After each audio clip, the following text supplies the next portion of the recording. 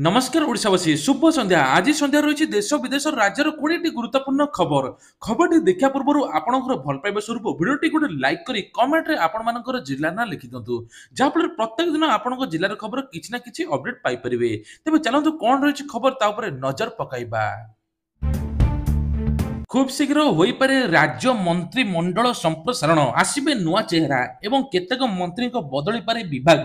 गत वर्ष जून में सरकार आसीथिला बीजेपी हेले ता परडो मंत्रिमंडल संप्रसारण होई नाही। सेपटे जणे जणे मंत्री हाथ में एकाधिक विभाग थिबारु कैबिनेट संप्रसारण नहीं चर्चा जोर धरिछि। तेबे कुआ जाउछि जे सभापति चयन पर सरकारी स्तर में विभिन्न बोर्ड एवं निगम सहित मंत्रिमंडल संप्रसारण नहीं संभावना रही।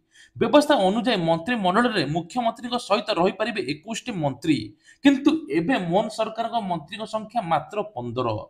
वर्तमान आहुरी 6 जन आवश्यक अछंती। तबे जाहाकू एबे गुरुत्वपूर्ण दियाजिबो एवं नुआ चेहरा मध्ये आसीबे। कृषि सचिव अरविंद पाड़ी सोमवार दिन एक बड़ सूचना देइचंती। पीएम किसान योजना रे ओडिसा रु 34,95,147 चाषी को शामिल कराइथिया कृषि सचिव पाड़ी कहिचंती। स्वतंत्र ड्राइव माध्यम कृषि विभाग पक्षरु चाषी को एही योजना रे शामिल कराइछि। गत थर अपेक्षा 3,43,447 जन चाषी को वृद्धि घटिता बोली सूचना मध्ये मिलिछि। जो माने बाद पड़िचंती परवर्ती समय पोर्टाल रे आवेदन करि परिबे बोली मध्ये कुआ जाइछि। तबे कुआ जाउछि गतकाली पीएम किसान टंका किछि चाषी को आसीछि 19तम किस्ती। वर्तमान जो माने पाइना ताको मध्ये खूब जल्दी आसियो बोली कुआ जाउ। राजधानी को जगिबो एआई कैमेरा। भुवनेश्वर प्रवेश एवं प्रस्थान पथरे लागिबो एआई कैमेरा। तेबे कुआ जाउछि भुवनेश्वर कटआउट आरंभ करिक सब आडे लागिबो एआई कैमेरा। सूचना देइछन्ति पुलिस कमिशनर एस देवदन सिंह। सूचना अनुसार भुवनेश्वर 18टी सीसीटीवी कैमेरा इंस्टॉल करा जाइछि। जनसंख्या बढ़िबा कारण अपराध रोकिया पई एआई कैमेरा लागिबो जहा फल तुरंत मध्ये अपराधी को गिरफ मध्ये करा जाई परिबो। डकायत हेउथवा अंचल को एआई कैमेरा लगा पई योजना करा जाइछि जहा द्वारा अपराधी को सहजरे धरि हबो एवं पुलिस को मध्ये टेक्नोलॉजी माध्यम रे विभिन्न प्रकार सहायता मध्ये मिलियो बोली सूचना मिलिछि। तेबे आज मैट्रिक परीक्षार द्वितीय दिन इंग्लिश थिला। कॉपी करी धरा पड़िले 8 परीक्षार्थी कार्यानुष्ठान नेब बोर्ड। मैट्रिक परीक्षार द्वितीय दिन इंग्रजी थिला बेले 8 जन परीक्षार्थी धरा मध्ये पड़िचंती। तेबे लाइव स्ट्रीमिंग ता सहित एआई कैमेरा लागिछि। किए एपट सेपट करिवो तुरंत मध्ये धरा पड़ी जिवो। प्रथम दिन ओडिया परीक्षार्थी परीक्षा देउथा बेले आज द्वितीय दिन इंग्रजी थिला किंतु हठात 8 जन परीक्षार्थी कॉपी करुथा बेले धरा पड़िचंती। सेमानक विरोध रे कार्यानुष्ठान नियोजक बोली कि वीडियो वार्ता माध्यम रे मध्ये सभापति कहिचंती। पुरी रे एस्कॉर्ट सर्विस नारे चालीछि सेक्स रैकेट ऑफलाइन बेपार अण आयत। तेबे आध्यात्मिक सहर को पुरी को धीरे धीरे कलुषित करुछि अनैतिक कारोबार। गत किछि वर्ष ହେବ अनैतिक कारोबार चेर विस्तार करिबार लागिछि। याकु नै बुद्धिजीवी चिंता प्रकट करिसेंति किंतु पुलिस यार टेर मध्ये पाउ नाही। तेबे एबे मध्ये एस्कॉर्ट सर्विस नारे काय विस्तार कलानी अनैतिक कारोबार जहा एबे पुलिस को मध्ये टिके संदेह मिलिछि। तेबे कुआ जाउछि जे विभिन्न प्रकार ना आଳରେ एठी देह व्यापार चलछि एभरि रैकेट चलाइछन्ति किछि स्वतंत्र दलाल बड़ बड़ सहर बड़ बड़ आगु एस्कॉर्ट सर्विस मध्ये चलिछि। एने कि पुरी को टार्गेट करछन तीर्थस्थली होइतिबारु एक छोट बड़ होटल रे मध्ये एमान सब काम करछन्ति। एने पुलिस मध्ये तदंत चलाइछि। रामलला को दर्शन करिसेंति मुख्यमंत्री और तांको परिवार। भव्य दर्शन करी खुशी प्रकाश करिसेंति मोहन माझी। प्रभु श्री राम को दर्शन करी परिवार सहित बे बहुत खुशी अछंती। मुख्यमंत्री मोहन चरण माझी सपरिवार सहित गतकाली कुंभ मेला रे बुड़ पकाइथिले। आज अयोध्या राम मंदिर को मध्ये जाई दर्शन करिसेंति। ओडिशा और देशर उन्नति कामना मध्ये करिसेंति। सरकारଙ୍କର ବଡ଼ ଘୋଷଣା ଏଣିକି ଝିଅକୁ ମିଳିବ ମାଗଣା ସ୍କୁଟି କେଉଁମାନେ ପାଇବେ ଆପଣ ମାନେ ମଧ୍ୟ ଜାଣି ନିଅନ୍ତୁ। ଦେଶର କୋଟି କୋଟି ଲୋକ ଏହି ସରକାରୀ ଯୋଜନା ଗୁଡ଼ିକ ଲାଭ ମଧ୍ୟ ପାଆନ୍ତି। ବିଭିନ୍ନ ଲୋକଙ୍କ ଆବଶ୍ୟକତା ଉପରେ ନିର୍ଭର କରି ସରକାର ବିଭିନ୍ନ ଯୋଜନା ମଧ୍ୟ ପ୍ରଣୟନ କରିଥାନ୍ତି। ଖାସ କରି ମହିଳାକୁ ସଶକ୍ତ କରିବା ପାଇଁ ସରକାର ବିଭିନ୍ନ ପ୍ରକାର ଯୋଜନା ମଧ୍ୟ କରିଛନ୍ତି। ଏହାରି ଭିତରେ ଆଉ ଗୋଟେ ମଧ୍ୟ ବଡ଼ ଯୋଜନା ହେଇଛି ଯେଉଁଥିରେ ମହିଳା ବା ଝିଅମାନଙ୍କୁ ମିଳିବ ମାଗଣା ସ୍କୁଟି। तेबे एई स्कूटी केवल उत्तर प्रदेश सरकार 2025 वर्ष बजेट रे महिला और झील मान अनेक उपहार देइछन्ति जहा फल आज मध्ये घोषणा होईछि। झील मान स्कूटी देबा पय घोषणा होईछि जे कुआ जाउछि केउ मान को मिलिबो ताहा मध्ये जानि नियंतु। एई स्कूटी माध्यम रे जोगी सरकार रानी लक्ष्मीबाई स्कूटी योजना आरंभ करिसेंति। यूपी सरकार कहिछन जे एथर मागणा स्कूटी केउ मान को दिया जियो जेउ माने भल पाठ पढुछन्ति जेउ मानकर एमाने भल उन्नति करिवे सेमानको जिबा आसिया पय असुविधा होतुबो सेमानको स्कूटी मध्ये दिया जिवो। उत्तर प्रदेश ग्रामांचल रे एमिति एक झियो छन जेउ माने कॉलेज दूर रे पाठ पढा मध्ये छाडी दउचंती। सेमानको खास करी मेधावी झियो मानको स्कूटी जोगाई देबे सरकार बोली कहिसंती। ରାଜ୍ୟରେ 3 ଲକ୍ଷରୁ ଅଧିକ ସ୍ୱୟଂ ସହାୟକ ଗୋଷ୍ଠୀଙ୍କୁ 300 କୋଟି ଟଙ୍କାର ସୁଧ ଫେରସ୍ତ ହେବ ବୋଲି ମୁଖ୍ୟମନ୍ତ୍ରୀ ଆଜି ବଡ଼ ଘୋଷଣା କରିଛନ୍ତି। ତେବେ କୁହାଯାଉଛି ରାଜ୍ୟର ମହିଳାଙ୍କ ପାଇଁ ଅନେକ ପ୍ରକାର ଯୋଜନା ମଧ୍ୟ ହେଉଛି। 2024-25 ଆର୍ଥିକ ବର୍ଷରେ 300 କୋଟି ଟଙ୍କାର ସୁଧ ଫେରସ୍ତ କରାଯିବ। ମହିଳାଙ୍କ ପାଇଁ ଏଇଟା ସବୁଠୁ ବଡ଼ ଖବର, ଯାହାଫଳରେ ମହିଳା ବା ମା ମାନେ ଯେକୌଣସି ଋଣ ନେଇଥିବେ ଋଣର ସୁଧ ଆଉ ଦେବା ପାଇଁ ପଡ଼ିବ ନାହିଁ। ଏନେଇକି ମଧ୍ୟ ଯେଉଁମାନେ ଆଗରୁ ନେଇଥିଲେ ସୁଧ ଦେଇଛନ୍ତି ତାଙ୍କର ସୁଧ ମଧ୍ୟ ଫେରସ୍ତ କରାଯିବ ବୋଲି କୁହାଯାଉଛି। ବାବା ଲୋକନାଥଙ୍କ ପୀଠରେ ଜଳିବ ସର୍ବବୃହତ ମହାଦୀପ। ଅଷ୍ଟଧାତୁରେ ନିର୍ମାଣ ହୋଇଛି ଏହି ଦୀପ। ତେବେ ବାବା ଲୋକନାଥଙ୍କ ପୀଠରେ ପ୍ରତିବର୍ଷ ଭଳି ଚଳିତ ବର୍ଷ ମଧ୍ୟ ବୃହତ ଜଗତ ମଣ୍ଡଳ ଜାଗର ଦୀପ ପ୍ରଜ୍ୱଳନ କରାଯିବ। ପ୍ରାୟ 3 କୁଇଣ୍ଟାଲ ଗୁଆ ଘିଅରେ ଏହି ଦୀପ 3 ଦିନ ଧରି ବିଶ୍ୱ କଲ୍ୟାଣ ନିମନ୍ତେ ପ୍ରଜ୍ୱଳନ କରାଯିବ। ସୋମବାର ଦିନ ସନ୍ଧ୍ୟା 7ଟା ସମୟରେ ଦୀପ ପ୍ରଜ୍ୱଳନ କରାଯିବ ବୋଲି ଜଣାପଡ଼ିଛି। ସୋମବାର ସନ୍ଧ୍ୟାରୁ ଆରମ୍ଭ ହୋଇ 26 ତାରିଖ ଜାଗର ମହାଦୀପ ଉଠିବା ପର୍ଯ୍ୟନ୍ତ ଦୀପ ଜଳାଯିବ ବୋଲି ସମ୍ପାଦକ ସନ୍ତୋଷ କୁମାର ପଣ୍ଡା କହିଛନ୍ତି। ମାର୍ଚ୍ଚ ସୁଦ୍ଧା ସରିବନି ଗଣତି। ଶ୍ରୀମନ୍ଦିର ରତ୍ନଭଣ୍ଡାର ମରାମତି କାମରେ ହେଉଛି ବିଳମ୍ବ। ଡେଡଲାଇନ ପୂର୍ବରୁ ସରିବନି କାମ। ମରାମତି ପାଇଁ ଆହୁରି ଲାଗିବ ମାସେ କିମ୍ବା 2 ମାସ ସମୟ। ଏହାପରେ ଆରମ୍ଭ ହୋଇଥାନ୍ତା ଗଣତି ମଣତି ପ୍ରକ୍ରିୟା। ତେବେ ମାର୍ଚ୍ଚ ମାସରେ ସରିଥାନ୍ତା ଗଣତି ମଣତି ପ୍ରକ୍ରିୟା। ଏ ନେଇକି ମଧ୍ୟ କୁହାଯାଉଛି ମାର୍ଚ୍ଚ ସୁଦ୍ଧା ରତ୍ନଭଣ୍ଡାର ଗଣତି ମଣତି ପ୍ରକ୍ରିୟା ମଧ୍ୟ ଆରମ୍ଭ ହୋଇନଥିବ।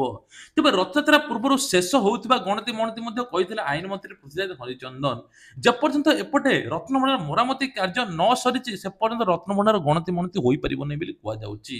ତେବେ ରୀତିନୀତି ଥିବାରୁ 4-5 ଘଣ୍ଟା ମଧ୍ୟ ବେଳେ ବେଳେ ବିଳମ୍ବ ହେଉଛି ରତ୍ନଭଣ୍ଡାର କାମ। ସେଥିପାଇଁ କି ମଧ୍ୟ ଆହୁରି ମଧ୍ୟ ମାସେ କିମ୍ବା 2 ମାସ ଲାଗିଯାଇପାରେ।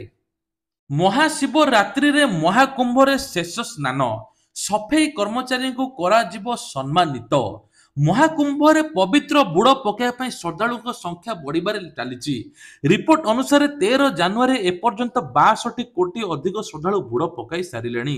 ପ୍ରତ୍ୟେକ ଦିନ ଶ୍ରଦ୍ଧାଳୁଙ୍କ ବହୁ ସଂଖ୍ୟାରେ ଭିଡ଼ ଥାଇ ସଙ୍ଗମ ସ୍ଥଳ ସଫାସୁତୁରା ଏବଂ ଅନ୍ୟ ବ୍ୟବସ୍ଥା ଆରମ୍ଭରୁ ଶେଷ ପର୍ଯ୍ୟନ୍ତ ଖୁବ୍ ଭଲରେ ବଜାୟ ରହିଛି।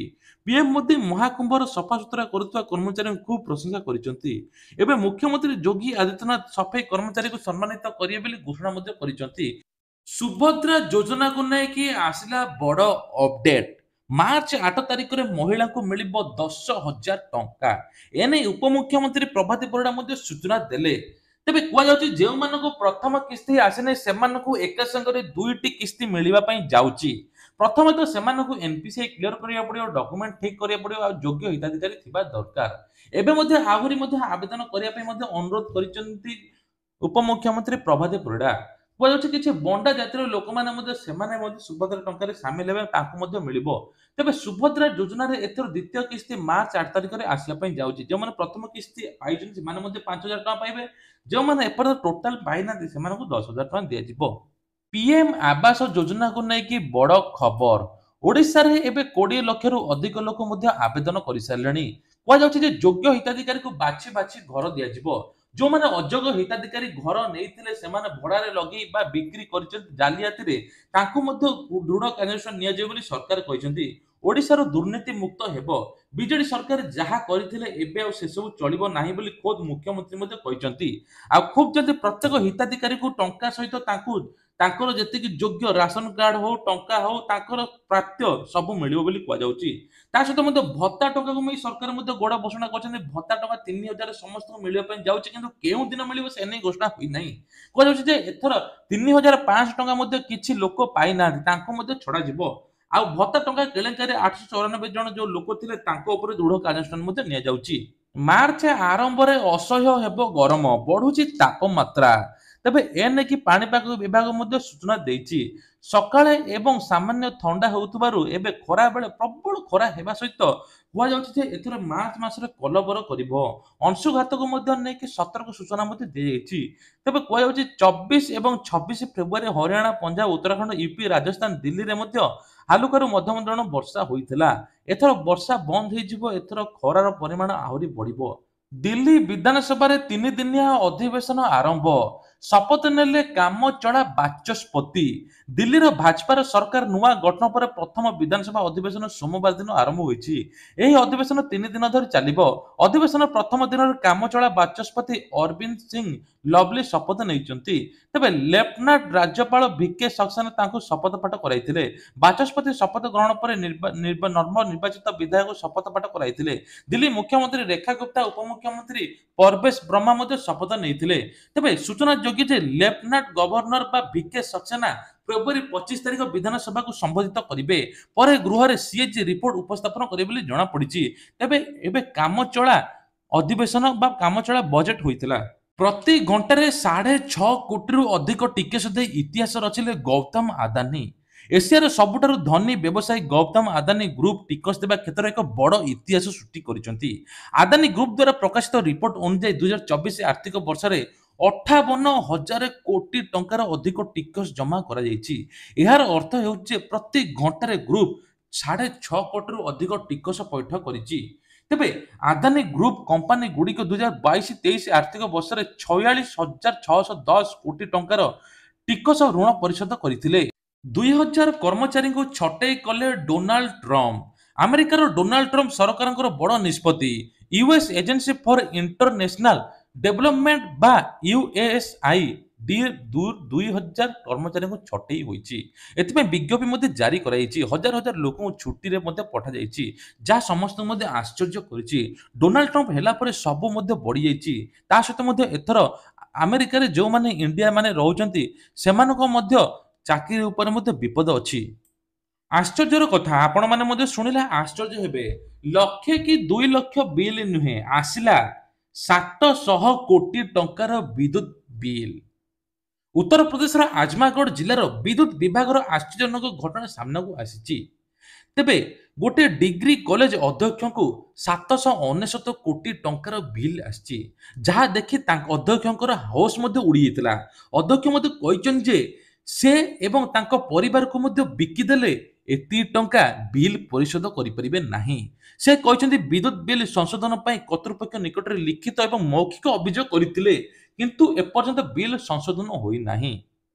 ମୋଦିଙ୍କ କଥା ରଖିଲେ ମସ୍କ। ଭାରତରେ ଏଣ୍ଟ୍ରି କରିବ ତେସ୍ଲା, ନିଯୁକ୍ତି ବର୍ଷା ମଧ୍ୟ ହେବ।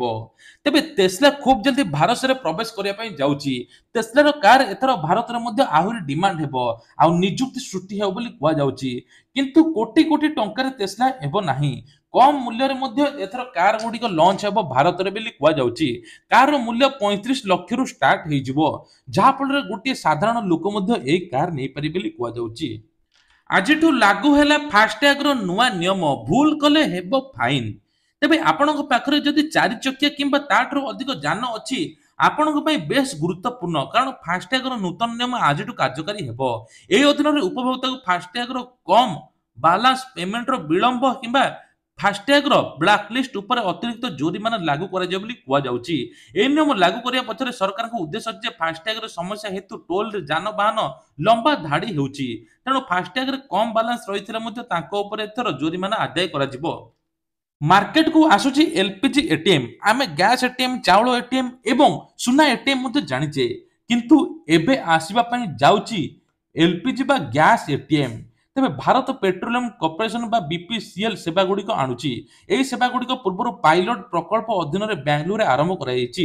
ଆପଣଙ୍କୁ ଏଲପିଜି ଏଟିଏମ୍ ମାଧ୍ୟମରେ ଯେକୌଣସି ସମୟରେ ସିଲିଣ୍ଡର ମଧ୍ୟ ପାଇପାରିବେ ବୋଲି କୁହାଯାଉଛି। ନିକଟରେ ଭବିଷ୍ୟତରେ ପ୍ରମୁଖ ସହରଗୁଡ଼ିକ ସେବା ଉପଲବ୍ଧ କରାଯିବ ବୋଲି ଯୋଜନା ରଖିଛି। ତେବେ କୁହାଯାଉଛି ଯେ ଏଲପିଜି ଏଟିଏମ୍ ଏବେ 5 କିଲୋଗ୍ରାମରୁ 10 କିଲୋଗ୍ରାମ ସିଲିଣ୍ଡର ମଧ୍ୟ ଉପଲବ୍ଧ ହେବ। ତେବେ ପ୍ରତିଦିନ ମୁଖ୍ୟ ଖବର ଦେଖିବା ପାଇଁ ହେଲେ ଚ୍ୟାନେଲକୁ ମଧ୍ୟ ସବସ୍କ୍ରାଇବ କରିଦେବେ, ଯାହାଫଳରେ ସକାଳ 5ଟା ଏବଂ ସନ୍ଧ୍ୟା 5ଟାରେ ମଧ୍ୟ ଆପଣ ଦେଖିପାରିବେ। ଏତେ ସମୟ ଭିଡ଼ିଓ ଦେଖିଥିବାରୁ ଆପଣଙ୍କୁ ଅଶେଷ ଅଶେଷ ଧନ୍ୟବାଦ। ଜୟ ଜଗନ୍ନାଥ।